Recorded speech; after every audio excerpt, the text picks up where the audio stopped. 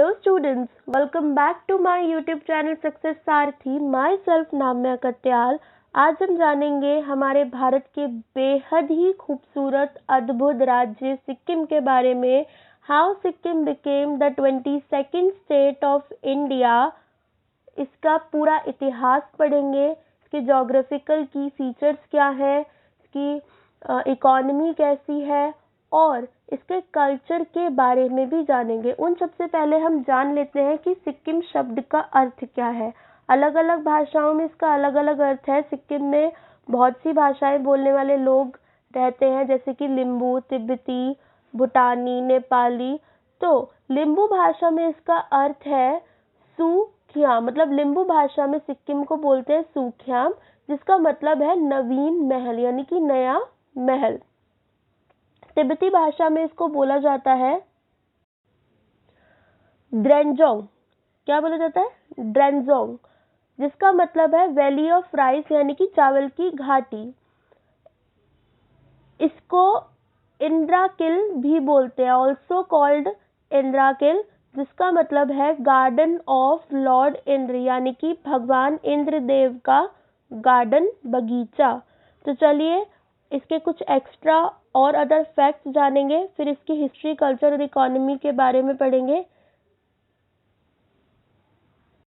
General facts क्या है सिक्किम के? सबसे पहले स्टेटहुड, यानी कि राज्य का, भारत के राज्य का दर्जा कब प्राप्त हुआ? तो वो हुआ 16 मई 1975 को, 16 मई 1975।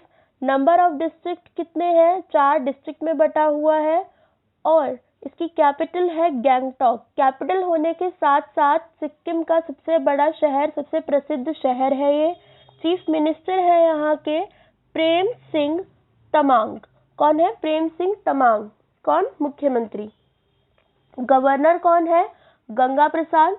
और chief justice of Sikkim high court है जस्टिस जितेंद्र कुमार महेश्वरी। ठीक है, यहाँ के उच्च न्यायालय के मुख्य न्यायाधीश है जस्टिस जितेंद्र कुमार महेश्वरी। यहाँ का स्टेट एनिमल है red panda, right? State animal है red panda. And literacy rate, यानी कि यहाँ की साक्षरता दर है 87.75। ठीक है, 87.75 साक्षर व्यक्तियों की संख्या है। लैंग्वेज कितनी है यहाँ पर बोली जाने वाली? तो टोटल 11 लैंग्वेजेस बोली जाती हैं मेनली, जैसे कि इंग्लिश, तिब्बतियन, भूटानी और लिम्बू इंग्लिश, राइट। यहाँ का ऑफिशियल वर्क ज़्यादा से ज़्यादा जो होता है वो नेपाली भाषा में होता है प्लस इंग्लिश में होता है। लोकसभा में कितनी सीट्स है सिक्किम की? तो 1 सीट है। राज्यसभा में भी 1 सीट है। लोकसभा और राज्यसभा दोनों में ही 1-1 सीट है सिक्किम की। मेंबर ऑफ लेजिस्लेटिव असेंबली कितने हैं? 32, राइट। 32 मेंबर्स है विधानसभा के। हिस्ट्री ऑफ सिक्किम, सिक्किम का इतिहास। Let's divide Sikkim's history into 2 parts. 2 भागों में बांटते हैं हम सिक्किम के इतिहास को। बिफोर इंडिपेंडेंस, भारत की आज़ादी से पहले की सिक्किम का इतिहास की जानकारी, और फिर आफ्टर इंडिपेंडेंस, भारत की आज़ादी के बाद का सिक्किम का इतिहास। आसान हो जाएगा इससे समझना। बिफोर इंडिपेंडेंस में क्या रहा? मोनार्की सिस्टम रहा और किस किस ने अटैक किया सिक्किम में।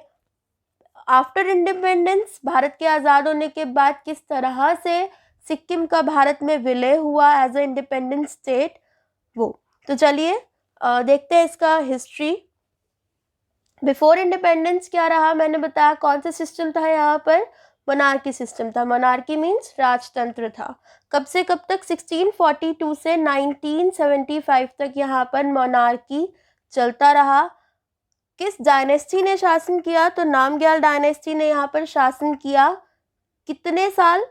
300 साल। ठीक है, 300 से भी ज़्यादा किया।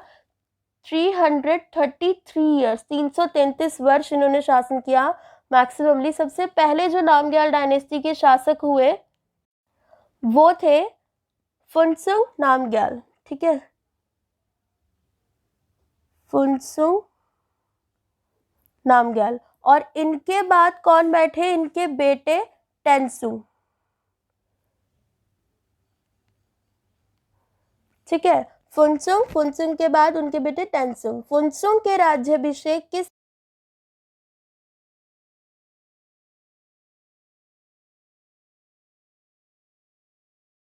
और दक्षिणी तीनों ही दिशाओं से बौद्ध भिक्षु जो थे वो आए थे इनका राज्याभिषेक करने के लिए, राइट। और एक इम्पॉर्टेंट घटना घटती है सिक्किम के इतिहास में, जो कि है 1700 की घटना, जब भूटान ने सिक्किम पर अटैक किया था। ठीक है, क्यों किया था? क्योंकि भूटान सिक्किम को अपने अंडर करना चाहता था, अपना एरिया बढ़ाना चाहता था, वहां से नामग्याल डायनेस्टी को फिनिश करना चाहता था। पर later Tibetans drove out the Bhutanese and restored the crown to चौग्याल्स। चौग्याल का मतलब होता है राजा। ठीक है, जो तिब्बतियंस थे उन्होंने भूटानी लोगों को जो वहाँ पर अटैक कर रहे थे सिक्किम पर अपना शासन चलाने के लिए, उनको वहाँ से उखाड़ फेंका, बाहर फेंका और वापस से वहाँ पर क्राउन का शासन यानी कि राजा का शासन स्थापित किया। Sikkim faced raids for quite a long period of time by Nepalese and Bhutanese। Nepal के लोगों द्वारा और भूटान के लोगों द्वारा बार बार बहुत सारी बार जो है वो सिक्किम पर अटैक किया गया। क्यों किया गया?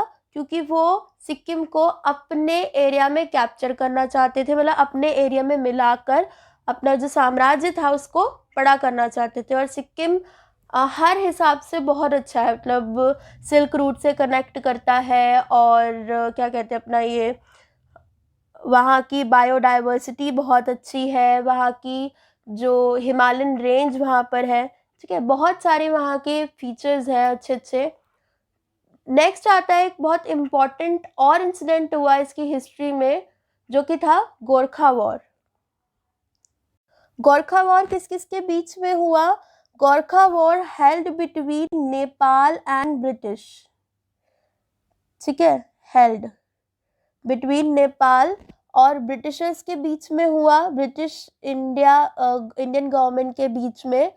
कब से कब तक हुआ? 1814 से लेकर ये 1816 तक चला। ठीक है, 1814 से 1816 तक चला। अब आप कह रहे हैं कि ये तो सिक्किम का इतिहास है, पर हुआ नेपाल और ब्रिटिश ईस्ट इंडिया कंपनी के बीच में, तो इसमें सिक्किम कहाँ से आया? सीधी सी बात है कि सिक्किम की जो सीमा है वो उसके लेफ्ट हैंड साइड से लगती है नेपाल से। तो सिक्किम भारत का हिस्सा है, भारत पर उस समय राज कर रहे थे ब्रिटिशर्स। तो ब्रिटिशर्स ने सिक्किम के साथ मिलकर या सिक्किम की थ्रू किस पर अटैक किया? नेपाल पर अटैक किया। क्यों? क्योंकि वो कैप्चर करना चाहते थे नेपाल को, अपने अंडर कैप्चर करना चाहते थे। पर आज तक नेपाल भारत का हिस्सा नहीं बन पाया। वो वैसे तो स्वतंत्र देश है, पर ब्रिटिश टाइम पर कभी भी नेपाल को कैप्चर नहीं कर पाए ब्रिटिशर्स। इसी को किस नाम से जाना गया? गोरखा वॉर के नाम से जाना गया। उस समय पर ब्रिटिश के गवर्नर कौन?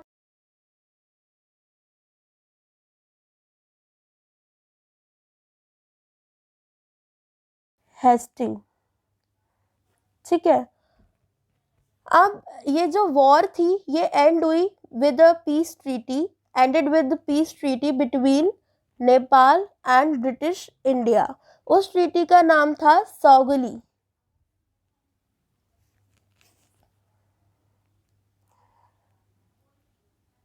सौगली ट्रीटी हुई थी। कब हुई थी? 1816 में, राइट। किस किस के बीच में हुई थी? नेपाल और ब्रिटिश इंडिया के बीच में हुई थी। और जो सिक्किम है वो officially became princely state of British India in 1890। 1890 में सिक्किम कानूनन तौर पर प्रॉपरली ब्रिटिश इंडिया का एक पार्ट बन गया, प्रिंसली स्टेट बन गया। अब आता है इसका आफ्टर इंडिपेंडेंस का इतिहास यानी कि भारत ने जब आज़ादी प्राप्त कर ली तो उसके बाद यहाँ का इतिहास क्या रहा, कैसे ये भारत का 22वां राज्य बना। Some issues in monarchy system on April 9th, 1975, the Sikkim Parliament announced the king was disposed and declared Sikkim had become a part of India through the 36th Amendment Act. यानी कि सिक्किम की पार्लियामेंट में ये कह दिया गया कि राजा को उसके पद से डिस्पोज किया जाता है। क्यों? क्योंकि राजतंत्र में बहुत सी कमियां हैं, बहुत सी खामियां हैं, जिनकी वजह से राजा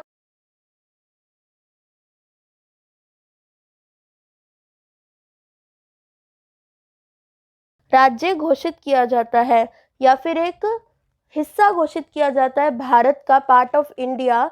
किस एक्ट के थ्रू? 36th अमेंडमेंट एक्ट के थ्रू। और On May 16th, 1975, the Indian Parliament announced that Sikkim officially became a state of India, became a 22nd state of India. ठीक है, 16 मई 1975 को ही सिक्किम को भारत की जो संसद है उसने कानूनन तौर पर ऑफिशियली मैनर में भारत का 22वां राज्य बना दिया। इस तरह से सिक्किम भारत में विलय किया और भारत का राज्य बना। अब आते हैं ज्योग्राफिकल फीचर्स ऑफ सिक्किम। इसकी शेप कैसी है? सबसे पहले आप मैप में देख रहे होंगे, ये जो इसकी शेप है सिक्किम की जो शेप है ये थंब के, अंगूठे के आकार की बनी हुई है। और ये कहाँ लोकेट करता है? लोकेट करता है हमारे भारत के इंडियन मैप में, आप देख रहे हैं अगर, तो ये यहाँ पर, ठीक है, ये है हमारा सिक्किम, राइट। कहाँ पर लोकेट करता है ये? Located in the north east part of our country India. कहाँ? ईस्टर्न हिमालयंस की रेंज पड़ती है। ये क्या है? सबसे छोटा राज्य है, ठीक है, आफ्टर गोवा। सबसे पहले नंबर पर गोवा है, एरिया वाइज सबसे छोटा। उसके बाद सेकंड है सिक्किम। पॉपुलेशन में सिक्किम सबसे छोटा है, ठीक है, सबसे कम पॉपुलेशन इंडिया में है सिक्किम की। यहाँ की 2 मेन रिवर्स हैं, कौन कौन सी? Teesta river, right, Teesta river और रंगित रिवर। तीस्ता की एक ट्रिब्यूटरी है जिसका नाम है दिक्चू, राइट। दिक्चू बहुत इम्पॉर्टेंट है क्योंकि ये तीस्ता की ट्रिब्यूटरी, और तीस्ता क्यों इम्पॉर्टेंट है? ये सिक्किम का मेन वाटरवे है। कंचनजंगा यहाँ पर लोकेट करता है जो कि वर्ल्ड की तीसरी सबसे हाईएस्ट पीक है। कंचनजंगा जो पीक है वो वर्ल्ड की तीसरी है और भारत की पहली हाईएस्ट पीक है। अगर देखा जाए तो जो POK है, पाक ऑक्यूपाइड कश्मीर है, उसमें भी एक पीक लोकेट करती है जिसका नाम है माउंट K2। वैसे तो वर्ल्ड के सेकंड नंबर पर हमारे इंडिया की हाईएस्ट पीक का नाम होता है इंडिया का, पर अभी वो POK के अंडर है तो पाकिस्तान की सेकंड हाईएस्ट पीक मानी जाती है। यहाँ पर मोर देन 80 ग्लेशियर्स है, ठीक है, 80 से भी ज़्यादा ग्लेशियर्स लोकेट करते हैं। और एक बहुत बड़ा यहाँ का की फीचर है जो कि है नाथुला पास, ठीक है। नाथुला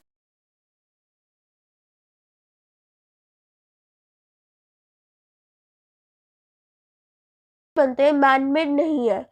और क्यों इम्पोर्टेंट है ये? क्योंकि ये कनेक्ट करता है सिल्क रूट से, ठीक है। जो सिल्क रूट है वो यहाँ की इकोनॉमी के लिए, यहाँ की फाइनेंशियल कंडीशन को सुधारने के लिए बहुत इम्पोर्टेंट है। दिस पास वॉज क्लोज, इस पास को क्लोज कर दिया गया था after India China war, India और चाइना की वॉर के बाद। कब? 1962 की 1962 की इंडिया चाइना वॉर के बाद इसको स्टॉप कर दिया गया था, बंद कर दिया गया था।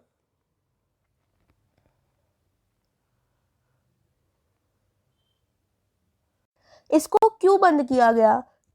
चाइना और इंडिया के बीच में वॉर हुई थी तो सिक्किम के साउथ डिस्ट्रिक्ट की तरफ से, यानी कि साउथ वाली साइड, नॉर्थ वाली साइड से सिक्किम के चाइना का इंटरनेशनल जो बॉर्डर है वो लगता है, इसीलिए इसको क्लोज कर दिया गया था वॉर के बाद, राइट। अब जो इंटरनेशनल बॉर्डर्स है वो भी टच होते हैं सिक्किम के साथ, प्लस नेशनल बॉर्डर भी, यानी कि एक स्टेट के साथ भी बॉर्डर शेयर करता है। तो इंटरनेशनल 3 बॉर्डर शेयर करता है, किस किस के साथ?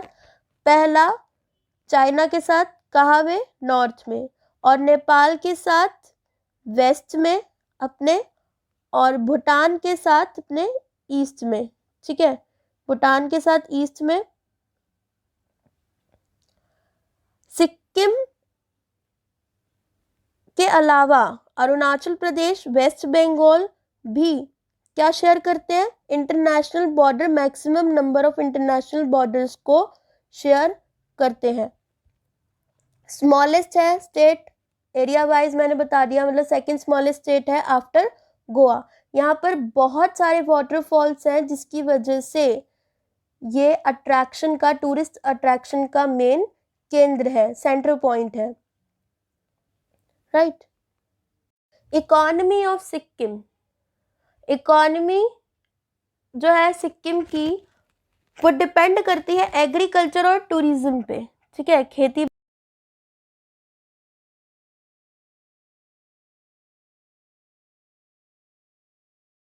Area of कार्डामन production, also highest producer in India of कार्डामन, Bharat के अंदर सबसे ज़्यादा मात्रा में कार्डामन का प्रोडक्शन करने वाली जगह और प्रोडक्शन करने वाला देश, क्वांटिटी वाइज भी, सॉरी राज्य, वो है सिक्किम। इकोनॉमिकली मैंने बताया एग्रीकल्चर इंपॉर्टेंट है, तो एग्रीकल्चर में कार्डामन की तो खेती करता ही करता है, plus maize, rice, tea, soybean, इन सब की भी खेती करता है। टूरिज्म अट्रैक्शन है क्योंकि बहुत सारे यहाँ की बायोडाइवर्सिटी इतनी अच्छी है, और ग्लेशियर्स है, माउंटेन्स है, वाटरफॉल्स है, तो टूरिस्ट जो है वो यहाँ पर अट्रैक्ट होते हैं कि हवा वगैरह बहुत ज़्यादा प्योर है। इन 2006 मैंने बोला था कि Nathula pass is also important for its economical, for its financial condition. क्यों? क्योंकि ये ट्रेड करता है नाथुला पास के थ्रू तिब्बत चाइना से, ठीक है, Lhasa region of Tibet China से ट्रेड करता है, जिसको बंद कर दिया गया था 1962 में इंडिया चाइना वॉर के बाद। तो गवर्नमेंट ने डिसाइड किया कि भाई इकोनॉमिक कंडीशन अच्छी नहीं चल रही सिक्किम की। 2006 6 जुलाई 2006 को हमारी इंडियन गवर्नमेंट ने डिसाइड किया कि नाथुला पास को रीओपन किया जाएगा, वापस से खोला जाएगा, ताकि वहाँ की इकोनॉमी में सिग्निफिकेंट ग्रो हो। और वो ट्रेड करते हैं किस साइड से? मैंने बताया trade with Lhasa region of Tibet China, और वाकई में नाथुला पास ओपन होने की वजह से सिक्किम की इकोनॉमी में पहले से काफ़ी सुधार आया है। कल्चर ऑफ सिक्किम, सिक्किम का कल्चर, वहाँ की संस्कृति, तो बेसिकली वहाँ पर हिंदुइज्म और बौद्धिज्म धर्म के लोग ज़्यादा रहते हैं, ठीक है, मतलब मैक्सिममली हिंदू और बौद्ध धर्म है। हिंदू कितने हैं? हिंदुइज्म कल्चर के लोग हैं 61% एंड बुद्धिज्म कल्चर के हैं 28%, ठीक है। एशियन ट्राइब्स ऑफ सिक्किम, पुराने समय की एशियन जो ट्राइब्स रही है वो मेन 3 ट्राइब्स रही हैं, लापचा, भूटियाज और नेपालीज। लापचा, भूटियाज और नेपालीज, ये वहाँ की ट्रेडिशनली टाइड करते हैं, यानी कि जो ट्रेडिशन है वो इन ट्राइब्स से मिला है सिक्किम को, और यहाँ की जो पॉपुलेशन है वो कहाँ से माइग्रेट होकर आई है? नेपाल से, ठीक है। मेन पॉपुलेशन है नेपाल की, बाकी कल्चर है हिंदुइज्म और बुद्धिज्म। बुद्धिज्म धर्म होने की वजह से यहाँ पर मोनेस्ट्री बहुत सारी लोकेट करती हैं, तो अप्रॉक्सीमेटली यहाँ पर 200 मोनेस्ट्रीज जो हैं वो लोकेट करती हैं। और सबसे ज़्यादा फेमस जो यहाँ की मोनेस्ट्री है, वैसे तो बहुत सारी है बट एक हम डिस्कस करेंगे जो बहुत ज़्यादा फेमस है, जो कि है रमटेक मोनेस्ट्री। रमटेक मोनेस्ट्री क्यों है फेमस? क्योंकि ये भारत का सबसे बड़ा बौद्धिक मठ है और इसको सेंटर ऑफ धर्म चक्र के नाम से भी जाना जाता है, यानी कि धर्म चक्र का केंद्र।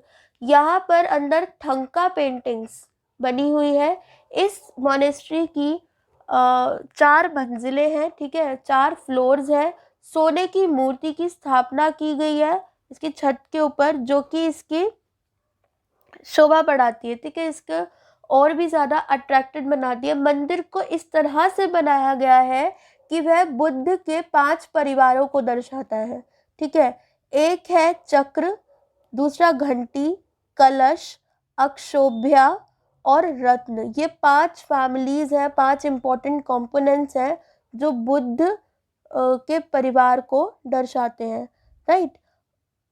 और ये जो हर एक फ्लोर है, ये हर एक फ्लोर उसी एक फैमिली को डिनोट की गई है। टावरिंग बुद्धा स्टैचू सिक्किम का मेन टूरिस्ट अट्रैक्शन है। ये 2016 में ये कंस्ट्रक्ट करवाया गया था बुद्धा पार्क में। क्यों? क्योंकि उस साल 2550th बर्थ एनिवर्सरी थी गौतम बुद्ध की, तो उसी के उपलक्ष्य में ये मूर्ति, ये टावर वहाँ पर बनवाया गया, क्योंकि बेहद ही खूबसूरत और बड़ा ही मेडिटेटिव सा लगता है उसको देखकर। है वहाँ की ट्रेडिशनल ड्रेस, तो वहाँ की ट्रेडिशनल ड्रेस है भाकू। क्या होता है? भाकू। है बहुत ही इम्पोर्टेंट खिताब सिक्किम के पास, GI tag, geographical indication tag मिला है यहाँ की रेड चेरी पेपर चिली को। विश्व की सबसे तीखी मिर्चों में से एक मिर्च है ये। वहाँ की लैंग्वेज में इसको बोलते हैं दले खुरसानी, ठीक है, दले खुरसानी बोलते हैं वहाँ की लैंग्वेज में। और considered as one of the hottest chillies in the world, पूरे वर्ल्ड में। और एक और खिताब है सिक्किम के पास, Sikkim known as first organic state of India. Bharat का पहला ऑर्गेनिक स्टेट बना सिक्किम। कब? 2015 में ऑर्गेनिक स्टेट बना। और इसी उपाधि के चलते उसको 2018 में ऑस्कर दिया गया bye UN future policy award. UN future policy award के थ्रू ऑस्कर दिया गया। कब? 2018 में। तो इतनी थी सिक्किम की कहानी। आई होप आप लोगों को ये वीडियो पसंद आया हो। अगर आपको ये पसंद आया तो प्लीज़ कमेंट करना ना भूलें, लाइक करें, मेरे वीडियो को ज़्यादा से ज़्यादा शेयर करें सभी ग्रुप्स में, सभी फ्रेंड्स के साथ। Thank you for watching.